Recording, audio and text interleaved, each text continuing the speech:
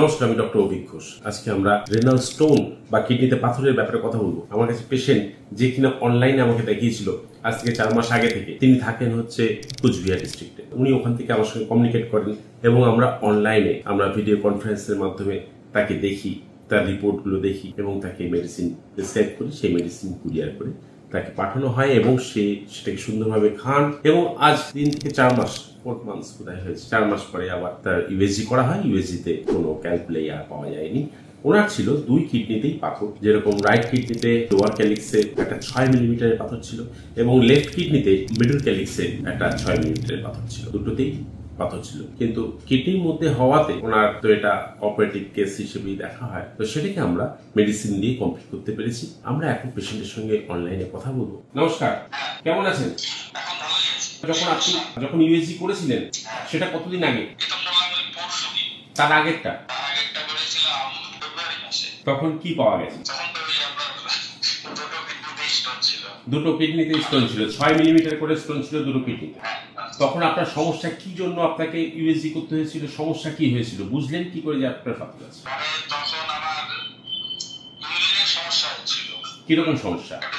জ্বালা হচ্ছিল আর আপনার কোমরের পাশে ব্যথা হচ্ছিল। এক্স্যাক্টলি, কোমরের রেনাল অ্যাঙ্গেলে ব্যথা হচ্ছিল। তারপরে তো আমি নিজে থেকেই আপনার অফিসে থাকতে ওরকমটা হলো, আমি সন্ধ্যাবেলা নিজে থেকেই ইউজিটা করালাম। আচ্ছা, অফিসে তখন কিছু খাইনি, তো কন্ডম করে ওখানে গিয়ে সন্ধ্যাবেলা করালাম। জল প্রচুর খেয়ে নিলাম, নিয়ে তারপরে গেলাম। তো তারপরে তো ওরা দেখে যে করলো, সেও বললো যে না স্টোন হয়েছে। তারপরে তো আপনার সাথে যোগাযোগ হলো। তো বেশি দিন তো হয়নি, আমরা বোধহয় 4টে প্রেসক্রিপশন করেছি না 3টে? 3 মাস হলো আপনার। 3 মাস, অ্যাকচুয়ালি 3 মাস আমি প্রেসক্রিপশন করেছি। 3 মাস আপনি ওষুধ খেতে পেরেছেন। 9 মাসের কথা আপনি বলেছিলেন, আর 4 মাসে আপনি বলেছিলেন ডিওজি করা। তা আমি দেখলাম যে না, আমার তো কোনো কিছু এখন তো বুঝতে পারছি না। আমি দেখি 1 মাস আগেই করাই। হ্যাঁ, মানে ব্যাপারটা কিছুই নয়। ব্যাপারটা হচ্ছে যে আমরা মেজরিটি কেস যেরকম পাই সেরকম একটা এস্টিমেটেড টাইম থাকে, কিন্তু আপনার ক্ষেত্রে এটা প্রথমেই বলে নিয়েছি, কারো ক্ষেত্রে একটু পিছিয়ে যাবে, কারো ক্ষেত্রে একটু এগিয়ে কাজ দেখাবে। আমি আপনাকে 6 মান্থস বলেছিলাম, আপনার মিড ক্যালিক্সে পাথর ছিল আর লোয়ার ক্যালিক্সে পাথর ছিল। তো এটা অ্যাপ্রক্সিমেট 6 মান্থস লাগে। আপার ক্যালিক্স হলে 9 মান্থস লাগে। এখন এক একজনে এক এক রকম টাইম লাগে, অ্যাভারেজ ওইরকম একটা টাইম থাকে বলে আমরা বলে জানিয়ে রাখি। আগে হয়ে গেলে তো ভালো, যেমন আপনার 3 মাসে 6 মাসের কাজ 3 মাসে হয়ে গেছে।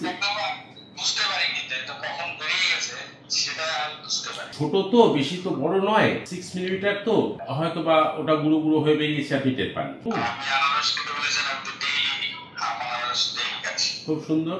জল খেতে বলেছি, আনারস খেতে বলেছি হাফ করে। যদি অ্যালার্জি না হয়, মোটামুটি জল খেলে সেটা 5 লিটারের ওপরে যদি জল খাওয়া যায় তাহলে কন্ট্রোল হয়। এখন এই যে ব্যথাটা রেনাল অ্যাঙ্গেলে হচ্ছিল, সেই ব্যথাটা কতদিনে কমেছে ওষুধ খাওয়ার? ব্যথাটা কমেছে আপনার তাও 15-20 দিন আগে। 15-20 দিন আগে থেকে মানে কোনো ব্যথা আমি বুঝতে পারছি। মানে আজ থেকে 15-20 দিন আগে? তো কন্টিনিউ হতো না।